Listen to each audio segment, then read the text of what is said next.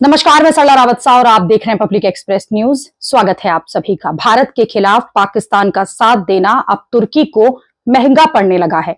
Operation सिंदूर के दौरान पाकिस्तान का साथ देने वाला टर्की अब ये देख रहा है कि भारत का बहिष्कार किस तरह से हो रहा है। भारत लगातार टर्की से जुड़ी हुई चीजों पर, टर्की से लेने वाली सर्विसेज, टर्की को दिए जाने वाली सर्विसेज को लेकर बहिष्कार कर रहा है। आपको डिटेल्स में बताते हैं कि कैसे शुरुआत हुई इस बहिष्कार की। दरअसल ऑपरेशन सिंदूर के बाद जिस तरह से जवाबी कार्यवाही पाकिस्तान पर भारत की ओर से की गई, उसके बाद टर्की ने खुलेआम पाकिस्तान का साथ दिया, जिसके बाद अलग अलग सेक्टर्स में टर्की को लेकर बहिष्कार किया जा रहा है। टर्की के खिलाफ भारत की एजुकेशन स्ट्राइक भी हो गई है। जी हां, नई जानकारी आ रही है। दिल्ली की जामिया मिलिया इस्लामिया यूनिवर्सिटी ने भी तुर्की के साथ अपना जो करार है उसे समाप्त कर दिया है। यूनिवर्सिटी ने खुद इसकी जानकारी दी है। इससे पहले आपको बता दें कि जेएनयू ने भी ऐसा ही एक कठोर फैसला लिया था। राष्ट्रीय सुरक्षा का हवाला ही यूनिवर्सिटीज की तरफ से दिया गया है।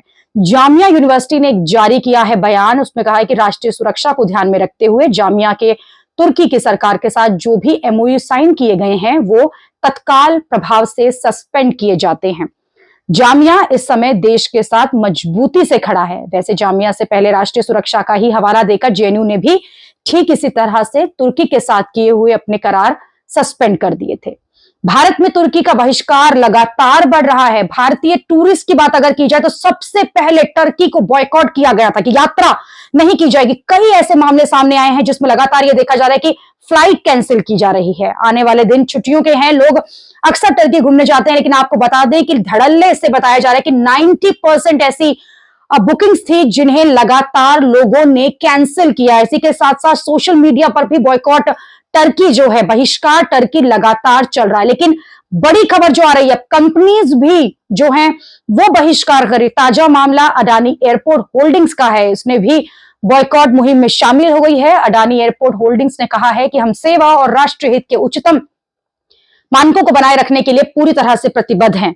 अडानी एयरपोर्ट होल्डिंग्स के प्रवक्ता ने एक बयान में कहा है कि भारत सरकार द्वारा सेलेबी की सुरक्षा मंजूरी रद्द करने के फैसले के बाद हमने मुंबई के छत्रपति शिवाजी महाराज अंतर्राष्ट्रीय हवाई अड्डे और अहमदाबाद के सरदार वल्लभ भाई पटेल अंतर्राष्ट्रीय हवाई अड्डे पर सेलेबी के साथ ग्राउंड हैंडलिंग रियायत समझौतों को समाप्त कर दिया। यानी कि एक और मार टर्की पर है।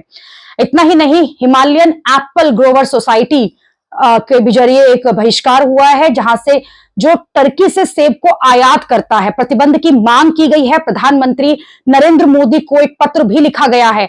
दूसरे बागवानी और संघ भी हैं जो लगातार ये कह रहे हैं कि वहां से आने वाला सामान जो है, वो जो आयात जो होता है उसको लेकर उन्होंने कदम उठाए हैं। अभी तक तो जो जनता है वो बॉयकॉट कर रही थी, लेकिन अब जो असर है वो कंपनीज पर भी दिखाई दे रहा है। चौतरफा बहिष्कार है। साफ तौर पर व्यापार हो, शिक्षा हो या और भी कुछ हो, सभी को लेकर लगातार भारत की तरफ से टर्की और अजरबैजान को लेकर बहिष्कार यानी कि बॉयकॉट चल रहा है।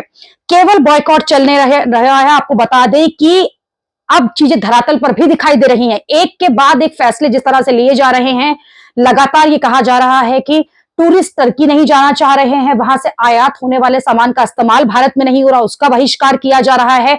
बड़ी बड़ी कंपनीज के जो एमओयू थे उन्हें रद्द किया जा रहा है। इसी के साथ साथ शिक्षण संस्थानों यानी कि यूनिवर्सिटीज के जो एमओयू थे, जो साझेदारी हो रखी थी, उन्हें भी बहिष्कार किया जा रहा है, उन्हें भी समाप्त किया गया है। अभी के लिए इतना ही। अगली खबर में आपसे फिर होगी मुलाकात। देश और दुनिया की खबरों के लिए आप देखते रहिए, आप जुड़े रहिए पब्लिक एक्सप्रेस न्यूज के साथ। धन्यवाद।